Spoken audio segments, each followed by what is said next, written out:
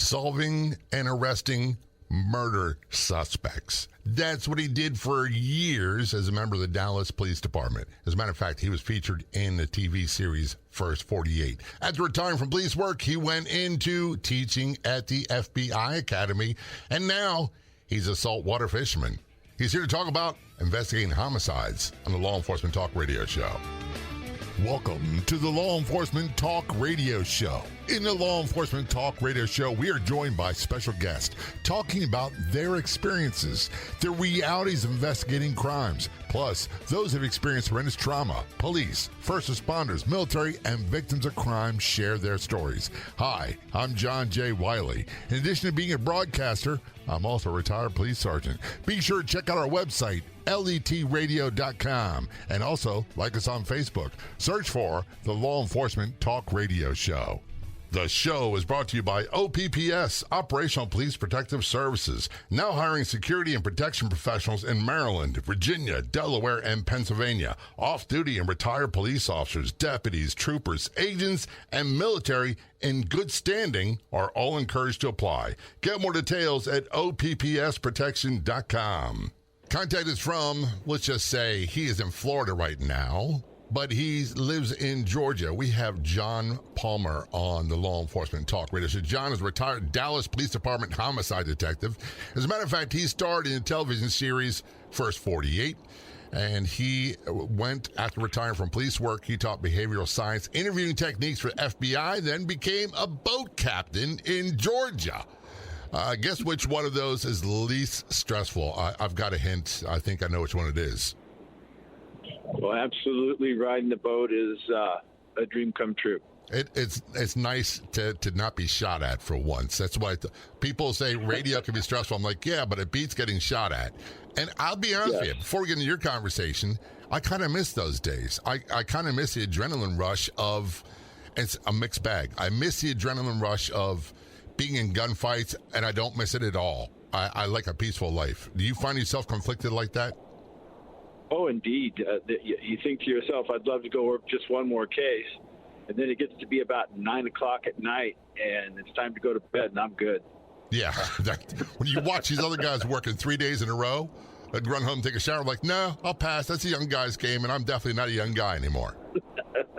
It is a young person's endeavor. And by the way, when I say guy, that's not pertaining to one sex. That means men and women. In our squad in police work in Baltimore, we were all guys, and it didn't matter your sexuality, it didn't matter your religion, it didn't matter your gender. We just did not care. All we cared about is you showed up and did your job. And if I needed help, you were there. That's all we cared about. Oh, absolutely. I had the honor of working with some fine female detectives, Linda Irwin, Maria Varker, Andrea Isom, Jackie Brady.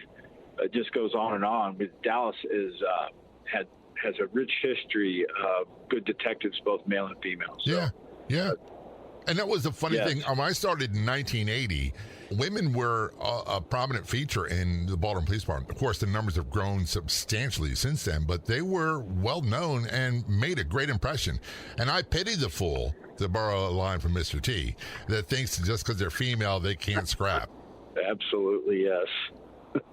It's a big lesson. So, when did you start policing? January the 15th, 1987, the 199th Dallas Police Department Academy class. And then how long were we all starting patrol? I love when these new guys, men and women, say, yeah, I'm going to go to the academy. I'm going to college first. I'm going to the academy. And then I become a homicide detective. And we're like, yeah, it doesn't quite work like that, does it? No, I was in patrol for 10 years. I was assigned permanently to all three watches. I never quite got used to the day shift, and I spent the vast majority of the 10 years on the overnights and thoroughly enjoyed myself. Isn't that funny? Because I hated overnights. I couldn't sleep, and it just totally wrecked me because I was always in court the next day. Yes. I can't tell you why I preferred overnights. I guess it was interesting work. There was a lot going on in Dallas, Texas during that era. And the work was always interesting and kept you engaged, and I like that. The other thing, too, before we get into your story, is we used to call day work being in the fishbowl. You had all the bosses, all the admin staff around, and at night they all went and did other things. So it's not like it wasn't a free-for-all. It's not like the cat's away, the mice will play. You had rules to follow, but you weren't being observed every second of every step you took. Yeah, there was a lot less eyes on you, but more than that, there was just traffic. Dallas at the time was about the 9th largest city in the country, and there's always traffic, and I did not enjoy sitting in traffic. No, I'm over those days. So after 10 years of work patrol, you went in, did you go to homicide directly? No, I went to the Crimes Against Persons Division and the Felony Assault Unit. They worked pretty closely with homicide. There were the cases where the victims survived. And did that just over a year. Worked on a great squad with a great team. Learned a ton real fast. Well, you had to learn, and this is why we say it, you got to go to the academy to go to homicide. There's a steep learning curve. In police work in general, I always say this, the first 5 years, you're a rookie. I don't mean that as an insult. You're constantly learning. It's around 8 to 10 years you really start becoming proficient, and after 10 years you get really good at what you do. I would agree with that. I think that the skills you learn during those first 5 years are critical to being a good investigator. That learning to manage people, time, all the things that come along with law enforcement in general.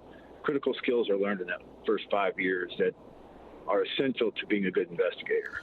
And the thing with homicides is that there's really not a whole lot of do-over. Some of them turn cold and they get solved decades later. But you've got to get it right the first time. It's not like, well, let's just go this way. The crime scene being one of the most important things, protecting the crime scene, protect the evidence.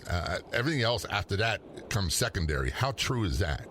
It's absolutely true. In fact, it's one of the things that I'll give credit to the Dallas Police Department over. The patrol officers there do such an outstanding job of responding to those scenes that that's a reason why, or in part a reason why, the clearance rate's high as compared to other police departments. They do a good job of getting there, securing it, locking it down, and then figuring out who is a witness and who's just in the way. They sort that out quite well at Dallas PD. Now, here's the amazing thing, John. The police part of you I can talk to all day long. Where I have difficulty is the television superstardom. You went from being a homicide cop to being in the first 48. Can you tell how that transition occurred? I was poking fun about the superstardom bit anyway. I've never grown comfortable with that. I never was an attention-seeking type detective. That wasn't in my nature. And the people who make the television program kind of make it easy. Some of them are just very quiet. They're off to the side. They're capturing video, and they don't interrupt you at all. And then when things quiet down, they'll come back and ask a few questions. I liked working with those folks quite a bit. They also knew that if they became intrusive, they wouldn't get a call from us again. We were not required to call them to a crime scene. That was an optional thing. And so I did not have a lot of my cases filmed by First 48. It was a total of about 4, and only 3 of them made it to air, but I appeared in a handful of other episodes from other detectives. I remember the name because it's kind of a name that stands out, John Palmer. And I've got to go back and refresh my memory watching some of these. When we talked a long time ago about doing this, a gentleman I met who's a friend, Chris Anderson, retired from the Birmingham Police Department as a sergeant in homicide. And I said, yeah, he was in First 48, then he did Reasonable Doubt. And you said, tell that rookie I said hello. Yes. It never ends, does it? No. The relationships are long-lasting and permanent. The people that I work with in homicide are still very close to me. I talk to them frequently. We're taking a short break. We're talking with John Palmer on the Law Enforcement Talk radio show. He's a retired homicide detective from Dallas Police Department. He taught behavioral science interviewing techniques for the FBI. Now he's a boat captain. Get access to free podcast versions of the show and more on Facebook. Do a search for the Law Enforcement Talk radio show and be sure to click like. We got so much more to talk about, including a murder involving the Aryan Brotherhood. Don't go anywhere. We'll be right back.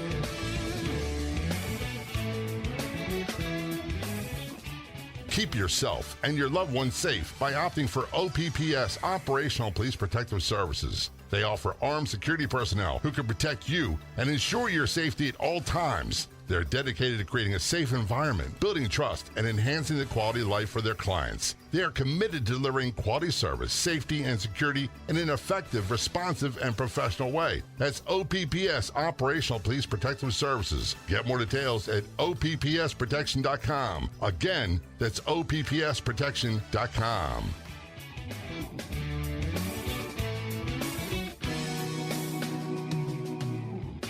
The Law Enforcement Talk Radio Show is brought to you in part by Colonial Metals Group. Protect your family's financial future with gold and silver. Their level of professionalism makes it easy for you to learn everything you need to know about preserving all you've worked for.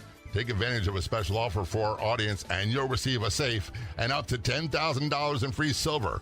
Call 800-898-1841. 800-898-1841. That's 800-898-1841 or go online to colonialmetalsgroup.com/LET radio. Return conversation with John Palmer on the Law Enforcement Talk Radio Show. John is retired Dallas Police Department homicide detective. He then taught behavioral science interviewing techniques at the Federal National Training Center in Glencoe, Georgia. Then he became a boat captain. And something tells me he's not the only homicides he wants to investigate are bloody decks with fish. That's all he cares about nowadays. In your career, there's one case that stands out that involves a prison gang called the Aryan Brotherhood. Are you able to talk about that?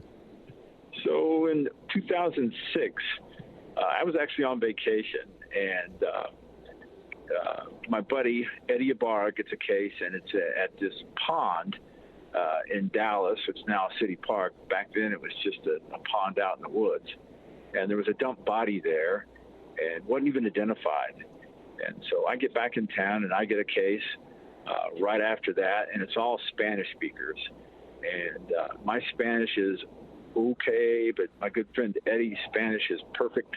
And so we swapped cases, and I thought I was going to get off kind of easy on this because we didn't even know who the person was, and it would eventually go cold, and I could not have been more wrong because about 2 days later, the body was identified. The local office of FBI came in with a ton of intel on it, and we identified the victim as a guy named Anthony Clark. That led to us going talking to one of the co-defendants out in Parker County, Texas. A lot of good law enforcement there in Parker County, and they pushed our case along for us quite nicely. But we got enough info for a search warrant at 2 locations. And so I went back, wrote up search warrants, and one was in Mesquite, Texas, and one was in Dallas. And the location was for a house where a guy named Dale was living at the time. Dale was the number 2 member of ABT, or the Aryan Brotherhood of Texas, at that time. During that era, AB was split in Texas. There was an internal conflict, and there was 2 different groups claiming leadership, and that really did play into the case a little bit. Anyway, they thought this guy Anthony Clark was an informant or a law enforcement officer. Turns out he was not. Didn't have anything to do with that. But he did have some chronic substance abuse issues, and he kind of disappeared on them for a couple of days, and he went on a binge. And during that time, they made the assumption that he was collaborating with law enforcement. Just wasn't true. And I'm glad you clarified that. It wasn't true. He was neither an informant nor undercover. But this is a kind of misconception that I would love for you to address, that in organized crime groups, if you have a drug or alcohol problem, you are becoming unreliable. And that's not what Hollywood shows, but in your experience, how often is that the case? Often. That's kind of a pathway to getting involved with these folks.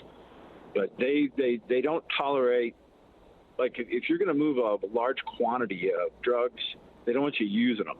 Right. And that's part of the problem here is that group that the AB was trying to move some dope, and the people they were dealing with were using. Yeah, that doesn't go well. That doesn't end well for the people they're using usually. No, only a couple things will get you into the AB when you go to prison, and that's necessity. People join for a couple of reasons. Some of them are ideologically motivated, and some of them are motivated by greed. Usually, if you're motivated by greed, using up your own product is not a way to make money. Right. And is that what happened with your victim? Was he obviously he had a drug problem, but was he using his own product?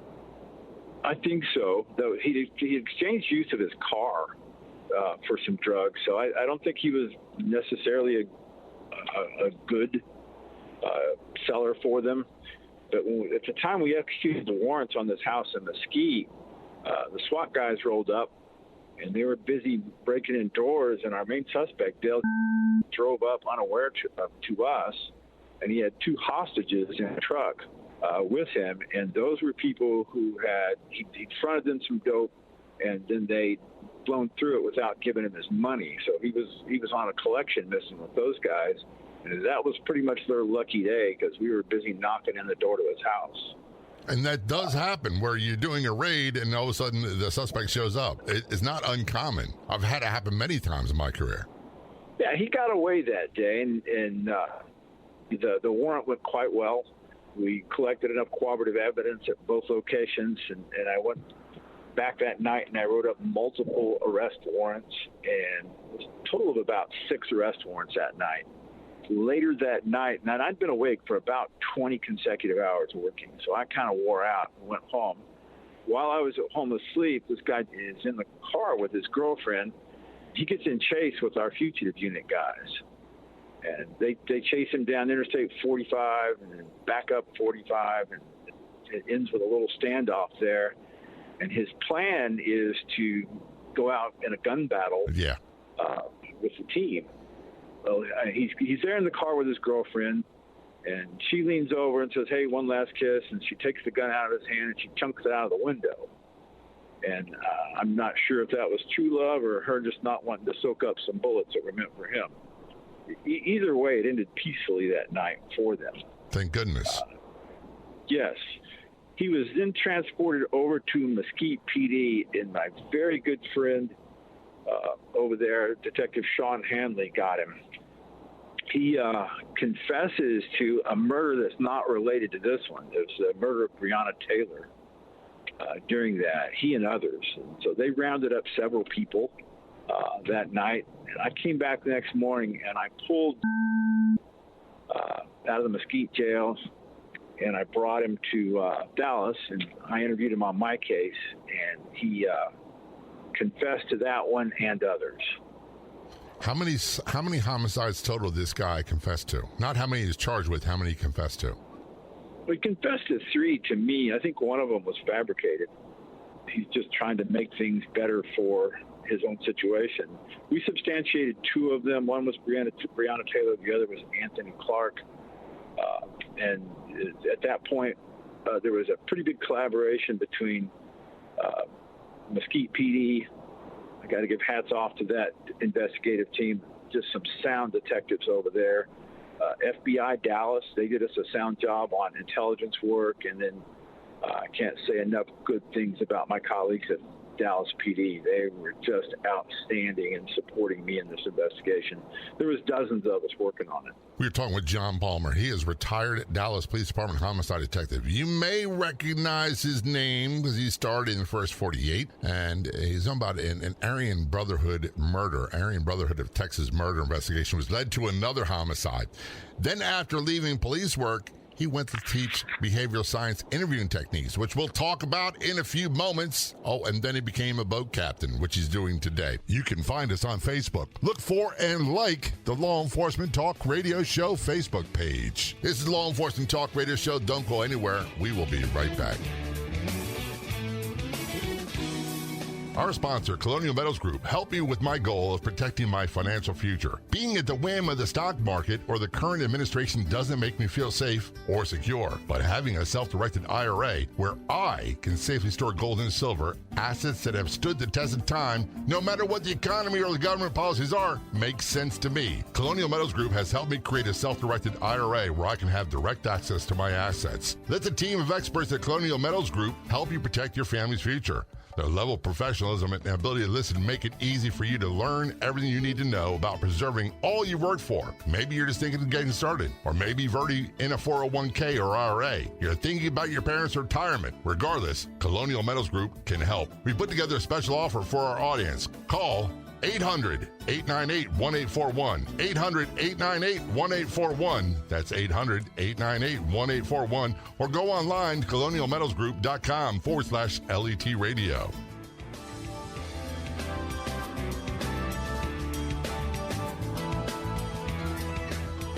Back to the Law Enforcement Talk Radio Show. We are joined by special guest John Palmer, retired Dallas Police Department homicide detective. He's kind of a big deal, don't you know? Because he started in First 48. I'm joking because he's obviously not like that. When he retired from police work, he taught behavioral science interviewing techniques in Georgia at the Federal Law Enforcement Training Institute. Then he became a boat captain, which we will talk about a little bit later on. John, before we go into you retiring from police work, what was the final outcome in court with the Aryan Brotherhood of Texas murder investigation? I lost count of how many people were actually convicted. Mesquite PD, I know, charged 17 people with a large variety of crime, and I put 11 cases on different people throughout all this. Everyone involved was convicted. There were no acquittals on the case.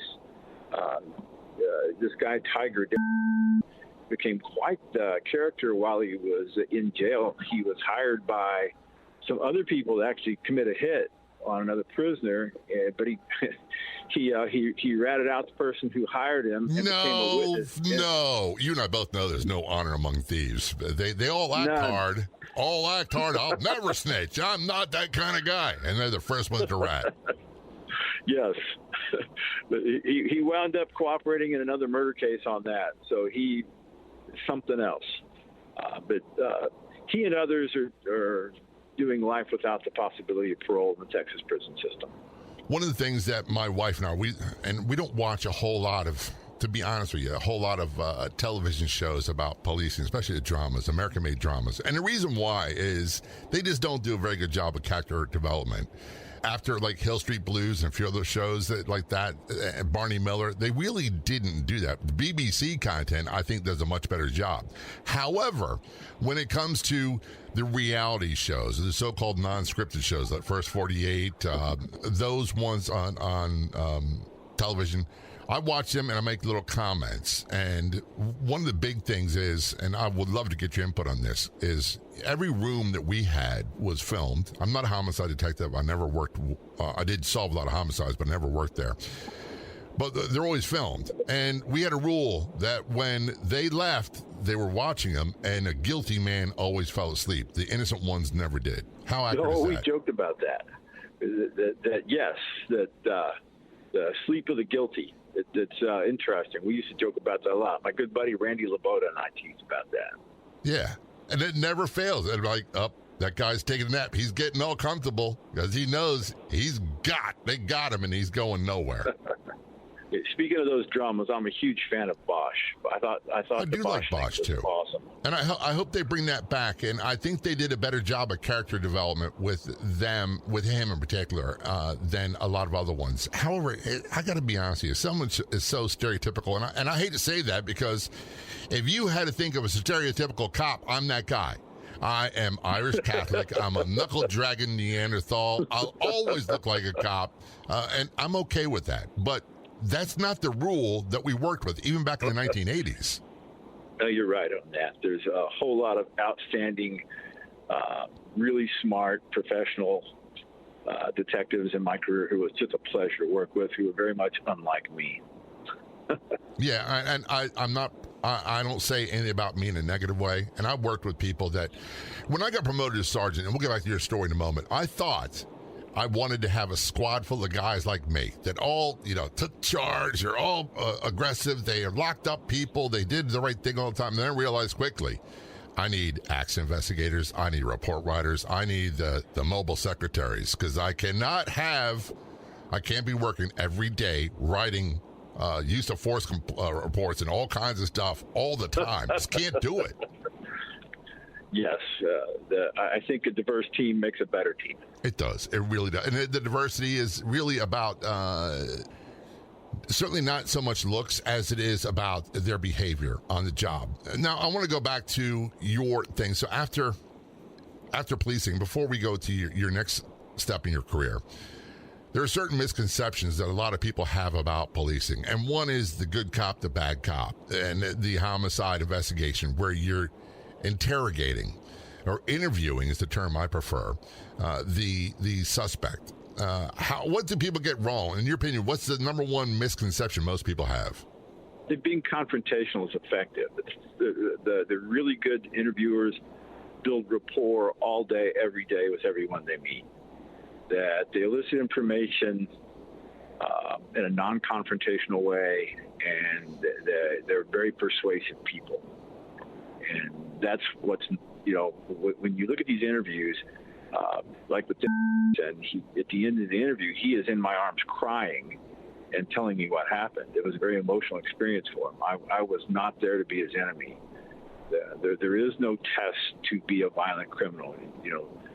We're all just a few bad decisions away from becoming criminals ourselves. And so when you treat people with respect and dignity, you get a whole lot more done in the interview room than you would otherwise, with a stereotypical yelling and shouting. I'm not saying that you can't be confrontational. There's a positive way to do it. It's very disrespectful to lie to someone, and when you let someone know, hey, don't disrespect me by lying, but we call it adaptive versus maladaptive. You got to be adaptive when you talk to folks. And what is the primary purpose? I already know the answer to this, but what is the primary purpose from your experience of the interview? Well, you got someone dead to rights, but you're still going to interview them anyway. Well, you want to make sure that your case is well corroborated, and the interview is perhaps a good confession that's been videotaped is some of the best evidence there is you can bring into the courtroom. You want to make sure you capture the truth, and you also want to give someone the opportunity to make sure you got it right. On multiple occasions as a detective, I had got someone in the room who I thought was a suspect. They explained things to me, and I very quickly realized I've got to dig more into this case because I don't necessarily have all the facts. And, it's very important that you're thorough. I'd say it's extremely important. Yes. I had a couple of cases where you have a single witness interview or identify somebody, and that single witness names them as a suspect. You get them in the interview room, and you quickly realize, all right, the person who identifies them isn't necessarily lying. They're just mistaken. They've made an error, and this suspect explains that to me. And you're really glad you took the time to thoroughly investigate before you locked them up. And unfortunately, a lot of the, we use the term, I can't even say it nowadays, but people that are emotionally disturbed, that's the term they like to use nowadays, would come out with, this is the person who did it, and here's why, and they make up stuff. How often do you encounter that? That was, well, if you think about it, the people you're going to find in and around violent crime are often people who've been marginalized and who've got very poor coping skills, and they abuse substances. And so those people are often near or around investigations. That's not to say they cannot tell you the truth, but it's also important that you verify what they say. That's the key thing I was looking for. We say that all the time with informants, confidential informants. We didn't trust them, but we always verified them. We never took action. Look, you just can't arrest people based off of what someone else says. And I don't care what television show you watch, that's not the case. You can arrest people based off of a polygraph. It's a great investigative tool, but it's not admissible in court for a lot of different reasons. We're talking with John Palmer. John is a very interesting guy. He's a retired Dallas Police Department homicide detective. He starred in the television show First 48. We already talked about Aryan Brotherhood of Texas murder that he investigated led to another murder. And then, after retiring from police work, he taught behavioral science interviewing techniques in Georgia, in Glencoe, Georgia, at the National Law Enforcement Training Center, I believe it's called. Now he's a boat captain. We're going to talk about that. And that promises to be enlightening. Don't go anywhere. We'll be right back. OPPS, Operational Police Protective Services, provides professional, safe, and effective security services in Maryland, Virginia, Delaware, and Pennsylvania, and will be expanding to other states soon. And they're hiring security and protection professionals. Off-duty and retired police officers, deputies, troopers, agents, and military in good standing are all encouraged to apply. That's OPPS, Operational Police Protective Services. Get more details at OPPSprotection.com. Again, that's OPPSprotection.com.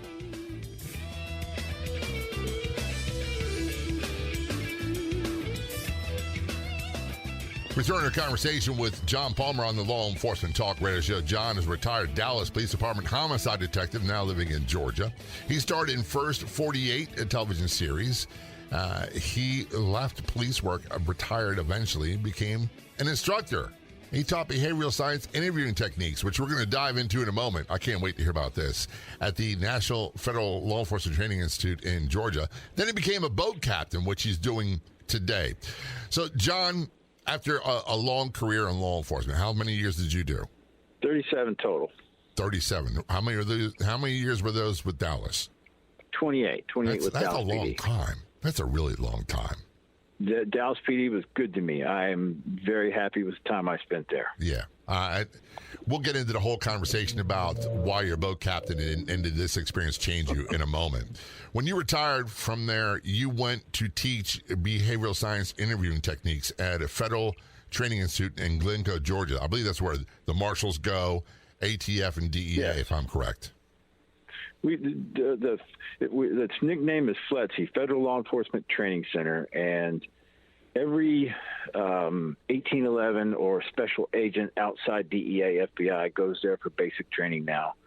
They have all of the military law enforcement agencies, marshals, ATF, Secret Service. Got a lot of good Secret Service friends up there, and they train on a huge variety of topics, and they do multiple basic training programs, kinds of advanced training there as well. So it's a very interesting place. When I hear the term behavioral science, I automatically think of the guys, and I say guys, it's men and women, who investigate the serial killers, the motives, and try to describe them and build a profile. That's not what you taught.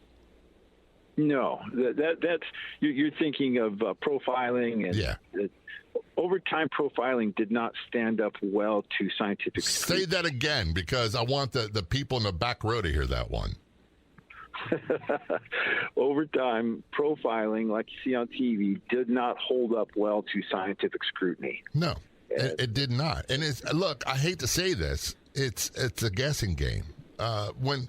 If I had someone who's very close to me, she's in Chicago, and she's talking about starting a true crime podcast. And the first case they want to do is two teenage girls that were high school students that were shot and killed, and there's no empty brass, which meant either the revolver or the person picked up the brass. But the school teachers were on strike, and it was an area that was frequented by school kids. When I say kids, teenagers. And the boyfriends found them. Boyfriends have been cleared. My first thought was, she said, who do you think did it? And I said, I think a jilted lover or someone who's bullied in school did that. And the second victim was just a witness they had to dispose of. That's strictly a guess. That's not what we did at the Federal Law Enforcement Training Center. Our big focus was on getting more information through interviews. So when we know that the whole interviewing thing, I was much better at it when I retired after years of experience than I was before when I first started. There are certain things we looked for when we talk, and granted, I wasn't at the levels that you're at. What's the top three things as an investigator, teaching interviewing techniques that you would say to look for when you have someone you're talking to? I would say if you're talking to someone, the number one thing or most important thing you could do is listen. Listen to what they're saying. You're not going to get information from someone while you're talking. They're the one that's got to be talking. Number two is I would not judge them. Ask them an open-ended question. We call it TED. Tell me about, explain to me, describe. Let them give you a narrative response, and then don't judge them for what they say. Which is hard to do, by the way. It's not normal. Normal people judge. Yeah, it normal is. People evaluate. And there was a case, and I'm not going to say who it was, but a lot of people are saying, well, it's obviously that there's partial treatment because the officers bought him lunch and other things. And I'm like, we did that all the time. We call that reciprocity, yes. Some of it's just good old empathy and kindness. If you can be kind and empathetic to a person, the likelihood of them giving you information goes way up. Now, one of the things that John, I got to ask you that I've encountered so-called experts for years say, I can tell when someone is lying. And they're saying, well, you're police. You should be pretty good at it. I'm like, yeah, but I can't tell you exactly how. When you're talking with someone, and I know you've been through this hundreds of times, you go, yeah, they're lying. We know they're lying. They know I know they're lying. What do you look for? What's the number one sign if someone is not being truthful? Yeah, their mouth is moving. That's the number one sign. If their mouth is moving, they're probably not telling the truth. That's the old joke. The truth of the matter is the truth of the matter is people, generally speaking, are much better at detecting truth than they are at detecting deception. So if your gut tells you that someone's talking to you and they're giving you information, the probability is if you think they're telling the truth, they probably are. As far as deception, verbal signs of deception are much more reliable than nonverbal signs. So if someone's omitting, that's a huge one.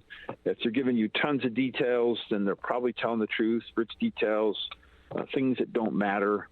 But if they're rigid in their statement, if there's inappropriate pauses, things like that, you can look at them and see that they're fabricating. Then sometimes that's best. But it's challenging. I would say for a young interviewer, the most important thing you're going to do is listen to what someone has to say. Focus on listening. So now, after all these years, 38 years of working in law enforcement, in one degree or another, you decided your future, the rest of your life, is going to be as a saltwater fisherman, as a charter boat captain. Am I wrong? You are not wrong. I've been passionate about fishing since I was a kid. And I landed in a very beautiful place on the southeast coast of Georgia and near tons of salt water. And I was very fortunate. I met Captain Mark Noble at a boat ramp on St. Simon's Island, and that changed things for me immensely. Isn't it funny how, what's the old saying, when a student is ready, the teacher will appear? You were in Dallas, and that's central Texas, to estimate it. So you're surrounded by freshwater fishing. So to wind up as a saltwater fisherman, as a captain, that's kind of a head scratcher, isn't it? A little bit. Back in 2020, I took a bad fall, and I wound up in 21 having a couple surgeries on my knees, and I told myself I wasn't going to sit there and stare at the TV set. I'd always had an interest in a Coast Guard captain's license. I signed up for an online class, and I began studying, and it took me a couple of months, but I eventually passed all of the written Coast Guard tests. I had all the time on the water. So I was credentialed as a OUPV operator of an uninspected vessel, Coast Guard captain, but I had no experience running charters. And then I met Mark Noble. Now I fish with Captain Mark Noble, Captain Sean Gerardis, and Captain Landon Struhl, and they brought me along it's one thing to be a good angler. It's a different skill set to put other people on fish, help them catch fish, and make it a safe, enjoyable outing on the water. And I absolutely love getting to do it. Is there a therapeutic effect for you being on the water and away from the violence of police work? Absolutely, yes. It keeps you busy. It keeps my hands and my mind busy. It's challenging. It's a little bit like doing detective work, figuring out where the fish are and what's going to make them bite. Nobody's got to get killed. Nobody's got to go to prison. And at the end of the day, it's enjoyable. You talk to nice folks, a lot of them on vacation. I very much enjoy people, so it lets me be around people who share an interest that I have. That was going to be my next question, because I found that I could be sociable when I need to, but it's not my first nature now. I think it is my first nature. I can walk up to complete strangers anywhere and annoy my wife by striking up a conversation. I just love folks, and I like talking to people. So for me, get on a boat, spend 3-4 hours with, 5-6 hours with somebody on a boat is interesting time. And John, I got to tell you, thank you so much for sharing your story and for being guest on the Law Enforcement Talk Radio Show. And your service, by the way, very much appreciated. Thank you. You can find us on Facebook. Look for and like the Law Enforcement Talk Radio Show Facebook page. I'd like to thank our guests for coming on the Law Enforcement Talk Radio Show. The Law Enforcement Talk Radio Show is a nationally syndicated weekly radio show broadcast on numerous AM and FM radio stations across the country. We're always adding more affiliate stations. If you enjoyed the podcast version of the show, which is always free, please do me a favor and tell a friend or 2 or 3. I'll be back in just a few days with another episode of the Law Enforcement Talk Radio Show and Podcast. Until then, this is John J. Wiley.